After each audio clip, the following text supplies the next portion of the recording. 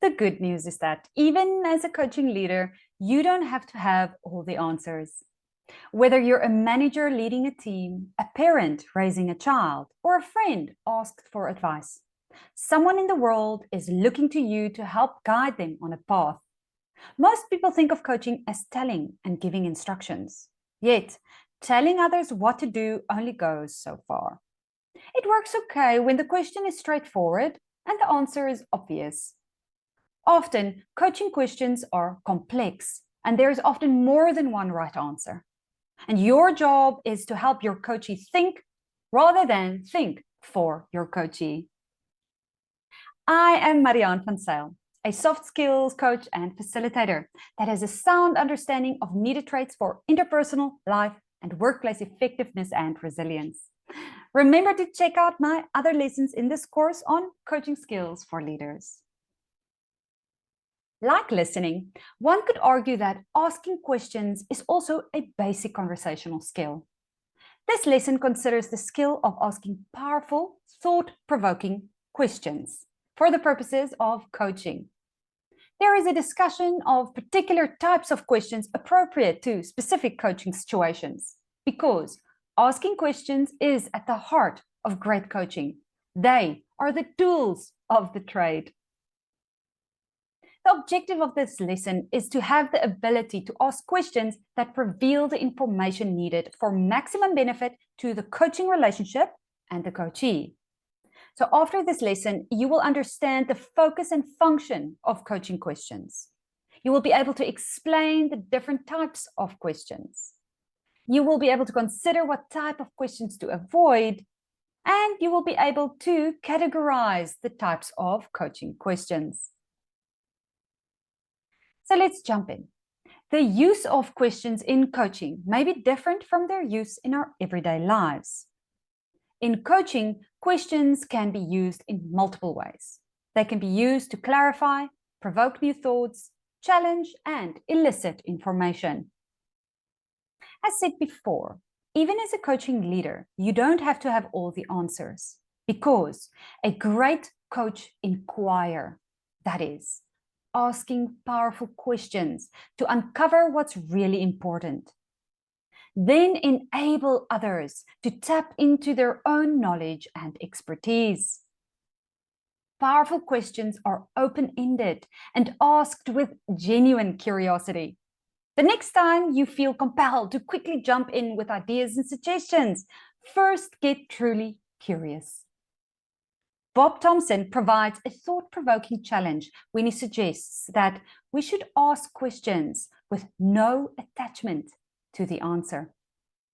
This will help you uncover the real issue and can also help someone develop their own insight.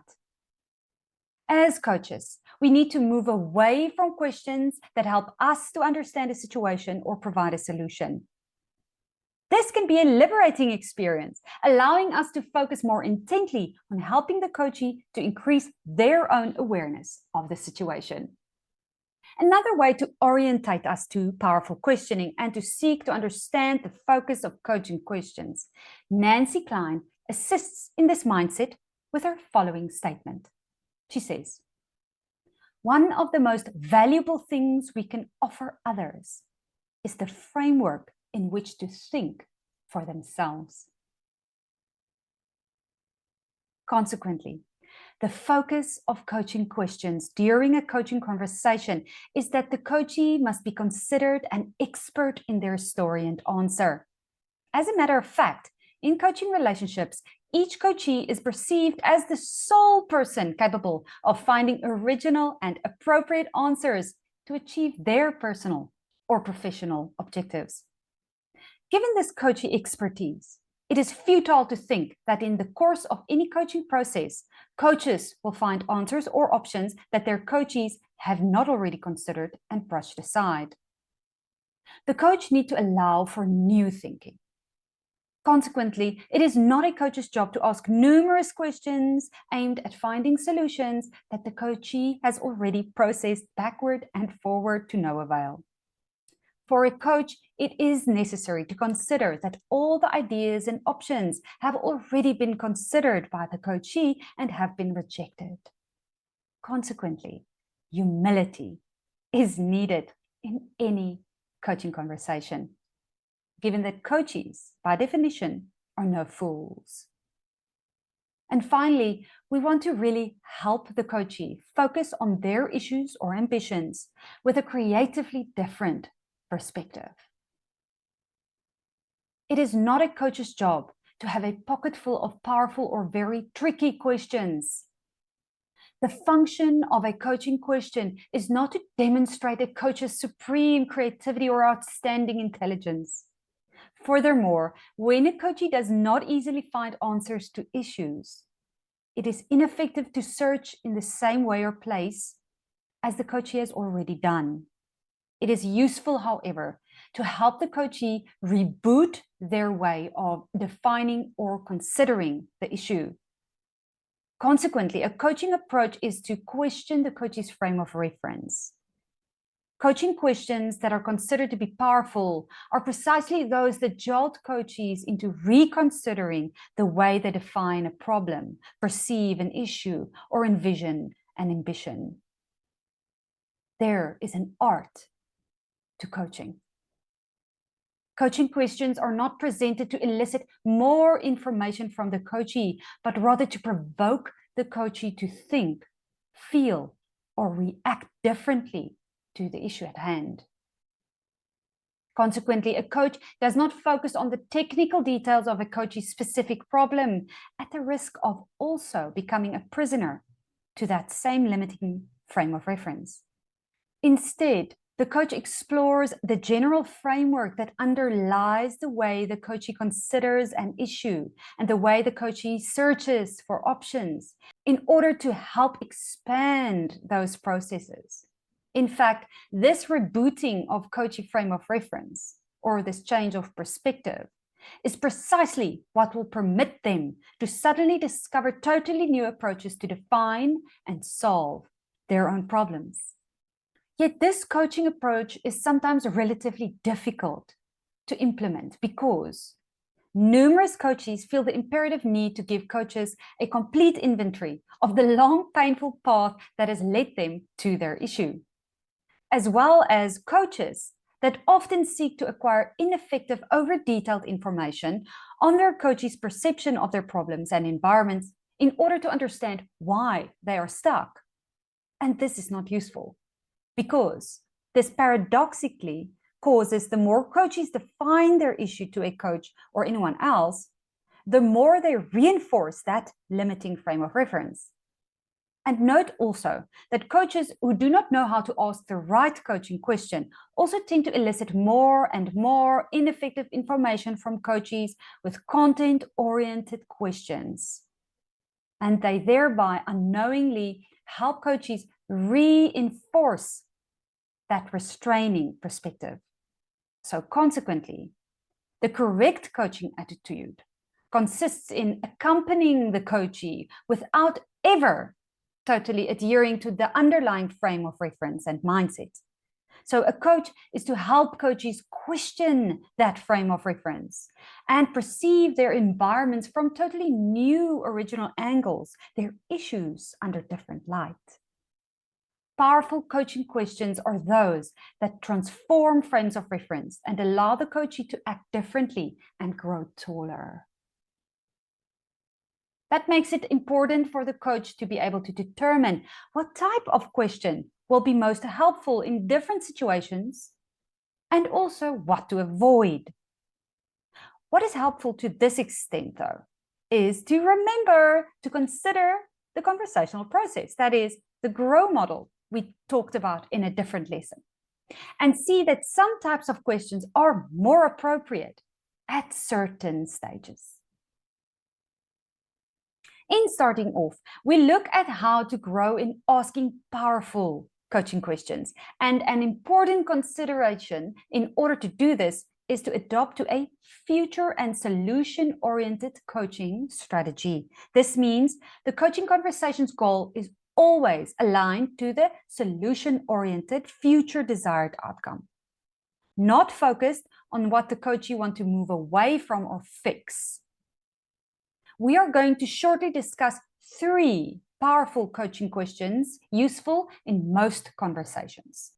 They are open-ended questions, what about questions, and how questions. Let's have a look at each. First up is open questions. An open question intentionally invites longer, more thoughtful answers. For example, how would you describe your attitude to work? Or, what encouraged you to take up this opportunity? These are open questions. If we reflect back to the 30-70 balance of listening in our previous lessons, additional resources, coaches should be listening for about 70% of the time, and coachees should be listening for only 30% of the time, meaning coaches should speak less than coachees. It becomes apparent that open questions are an integral part of coaching conversations. The fact that there is no simple answer to an open question necessitates new thinking. This can be unsettling at first, especially if the coachee looks to the coach for an answer. However, the shared sense of not knowing and working together to find an answer lies at the very heart of coaching practice. The famous Greek philosopher Socrates is remembered for the way in which he asked people a series of open-ended questions in order to help them think things through for themselves. Socrates' intention was to promote reflection, encouraging others to find their own answers. It has been convincingly argued that this type of Socratic questioning is an essential part of effective coaching. Therefore, it is important for the coachee to create a climate that is more open and exploratory. So let's look at how to create open and exploratory learning spaces. First up, demonstrate that you do not necessarily know the answer to a question that you have asked. You can demonstrate by very explicitly saying, I don't know the answer to this question, but, and continue asking your question. Also, demonstrate that there is no right answer to your questions. This can be done by being non-judgmental about a coach's answers, accepting each as a possible and equally valued response. For example, asking, how many different ways could you answer that question? Will also make the point that there are many possible responses. Next, ensure that the coach's answers are based on what they think, rather than what they assume the coach wants to hear. An indication that a coachee is providing an answer that meets the approval of the coach is that the statement ends with an implied question mark. For example, the coach might ask, what opportunities does this situation present to you? And the coachee answer, a chance to apply for the manager's job. In this example, the coachee is seeking approval from the coach. It is helpful to explicitly reject the invitation to become an advisor by rather asking, but what do you think? Does that sound like a good option to you? As an activity, increasing the use of open questions. Go ahead without telling others what you're doing. Simply try increasing the proportion of open questions that you ask at work or at home. Observe and reflect on the change in dynamic of your conversations. When you have tried this, make notes in your learning journal about how it changed the nature of the interaction, perhaps, and what you have learned. Our next question we're going to delve into is what about questions?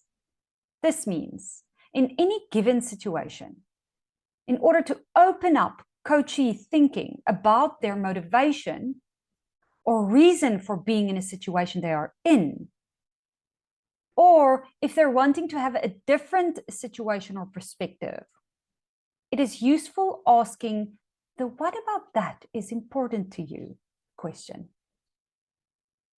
Even after asking, what do you think about this? You can ask, what about this makes you feel this way? desirably use the coach's words or context. For example, you as coach can ask, how do you feel about that meeting? And the coachee answers, it makes me upset and even angry that I'm not able to speak up. The coach then follow up with, what about not being able to speak up makes you feel angry? And the coachee replies with, my ideas and opinion never gets heard. And the coach then follow up with, what about your ideas getting heard is important to you? This will allow for great expansion of thoughts and reflection of where their emotion and thinking comes from and what they need to manage differently in themselves. Next is our how questions. This means coaching questions centered on action have the merit of urging coaches to envision creating future possibilities. These how questions generally start with, how can you? Or how will you? Most coaching questions which begin with, how are you going to? Are considered better solution-oriented coaching questions. How are you going to questions are asked to coachees who are perceived to be ready to move into action. These coaching questions suggest it is now time to reflect on future strategy, tactics, or active behavior.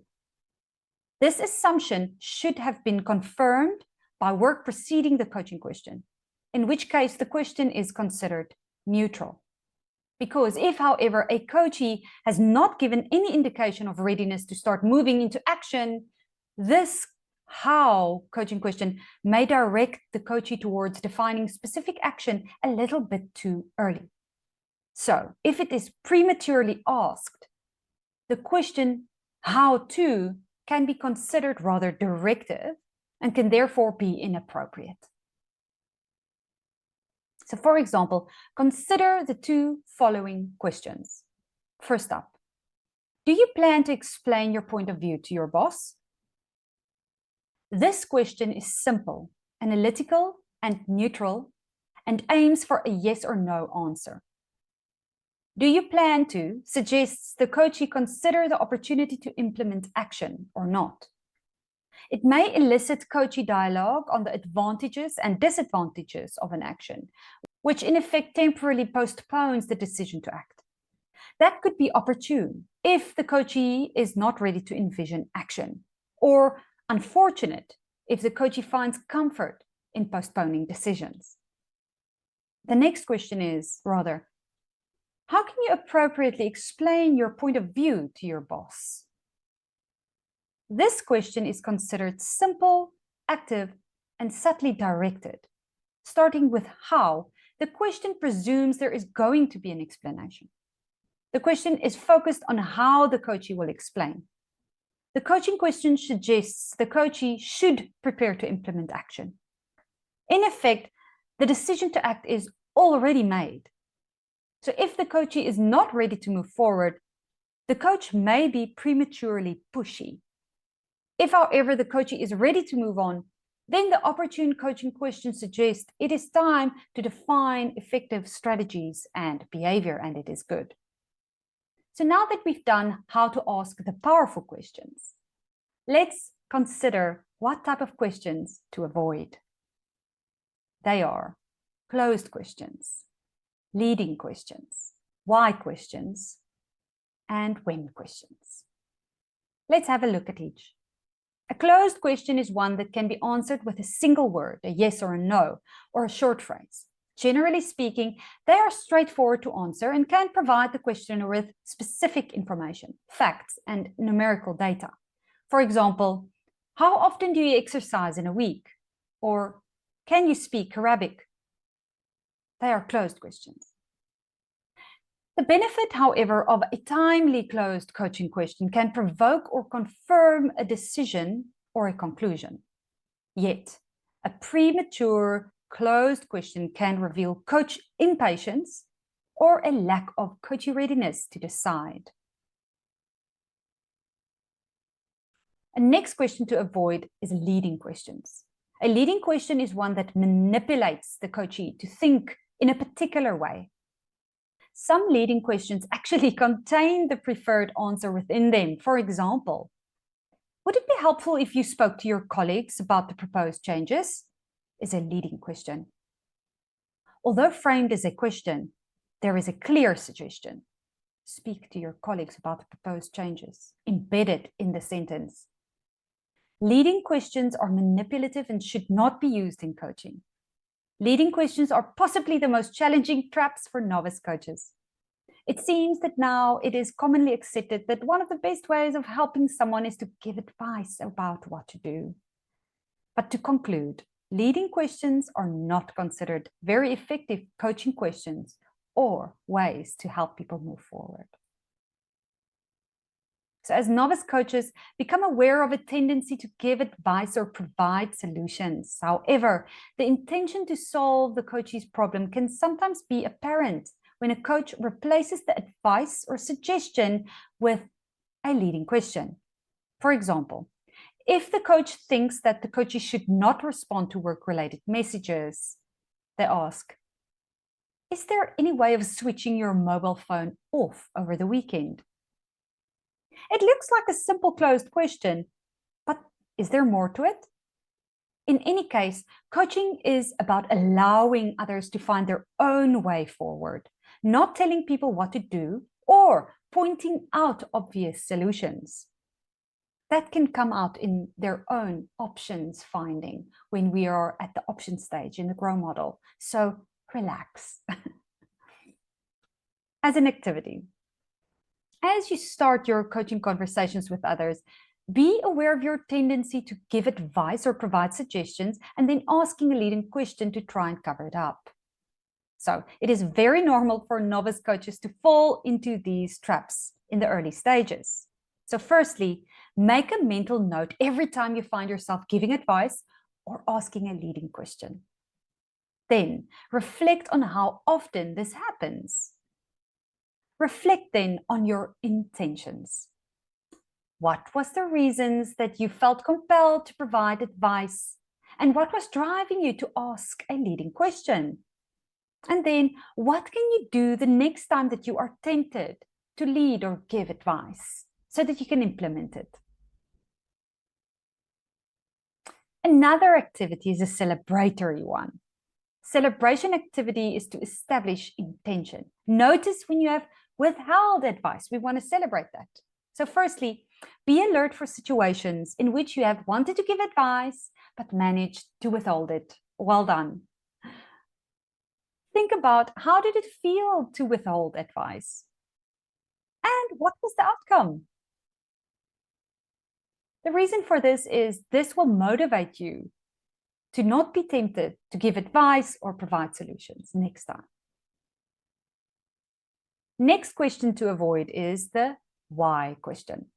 The first practical consequence of having a future and solution-oriented coaching strategy is to avoid asking why at all costs. Almost every time this question is asked, the answer that follows is a detailed coachee elaboration of a historical frame of reference that limits their mental agility or emotional mobility. Why questions rests on the popular belief that to succeed, one should understand how one has failed. In other words, to learn how to swim, one must carefully analyze how one has almost drowned.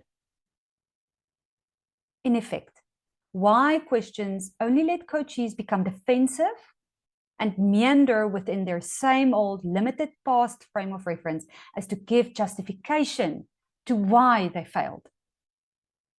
A good coaching process needs to gently lead the coachee out of that box.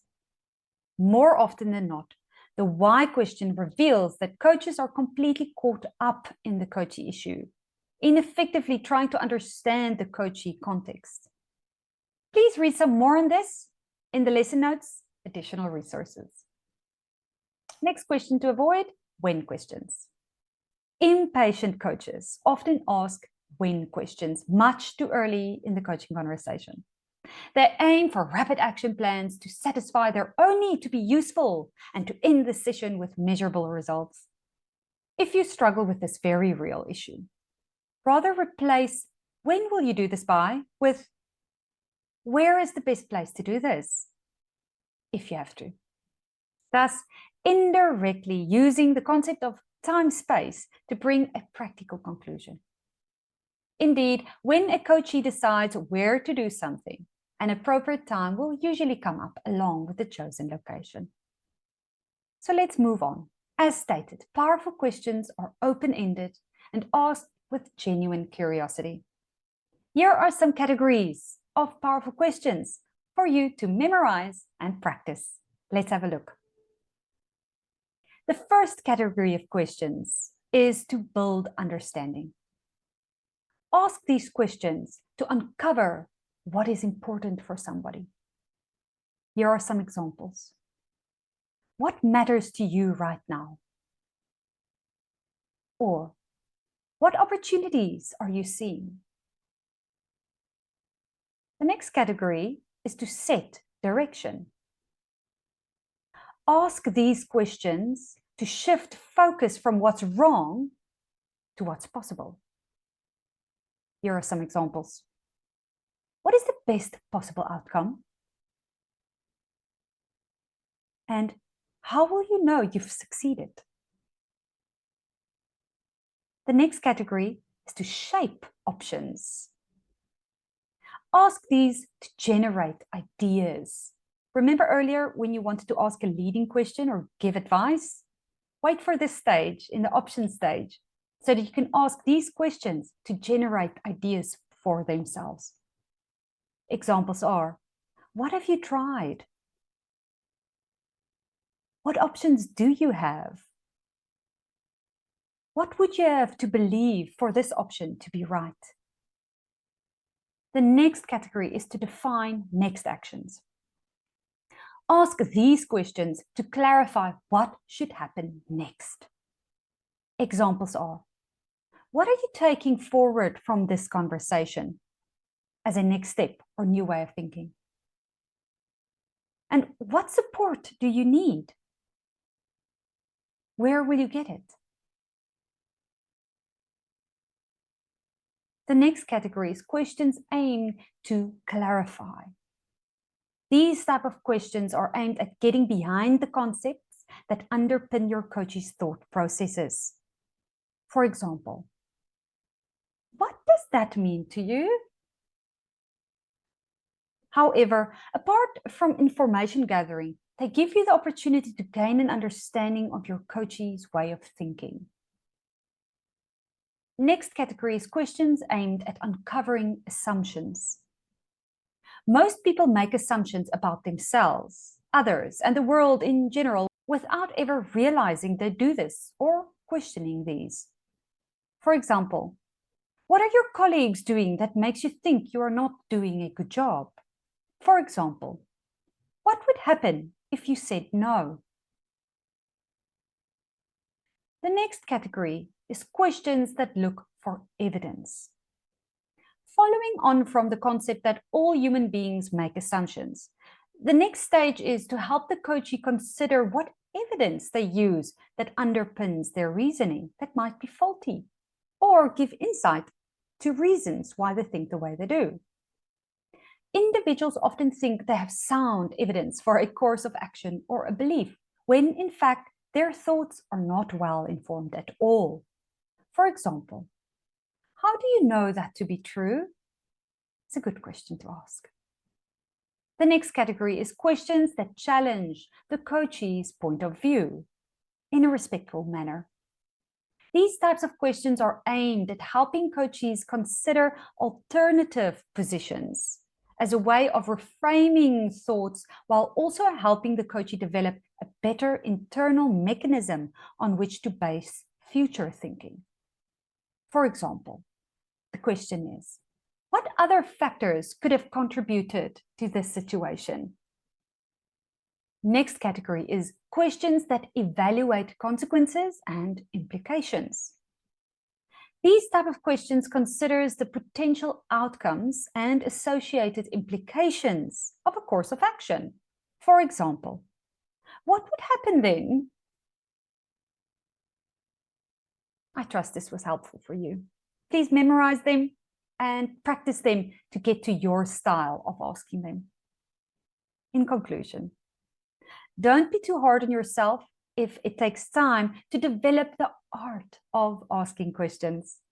So if you start thinking about the meaning and purpose of the questions you're asking and link these to the outcomes your coachee is seeking to achieve, you will soon find that you're developing the ability to ask the right types of questions that create insightful thinking. We hope that this lesson demonstrates that questioning skills in general and powerful questions in particular deserve much more critical attention than they usually get. Through appropriate and pertinent questions, coaches aim for nothing less than to provoke coachees to step forward and come to their own extraordinarily new personal and professional solutions. This introductory and very partial inventory only begins to open the rich and creative field of question structures and contents that coaches can deliver to their coachees. The questions in this lesson are just illustrations of the one question that could be appropriately served to one coachee at a specific time in a coaching conversation. They are in no way a set of questions to systematically test with all coachees without careful listening. True coaching is the art of asking the one pertinent question and then giving the coachee all the necessary space and time to work with it, all the way to achieve complete and very practical, measurable coachee success. So in our next lesson, we look at building rapport and trust. It allows the coaching leader to build strong and healthy relationships and enables you to ask harder and more challenging questions as needed with real benefits for all involved. Until then.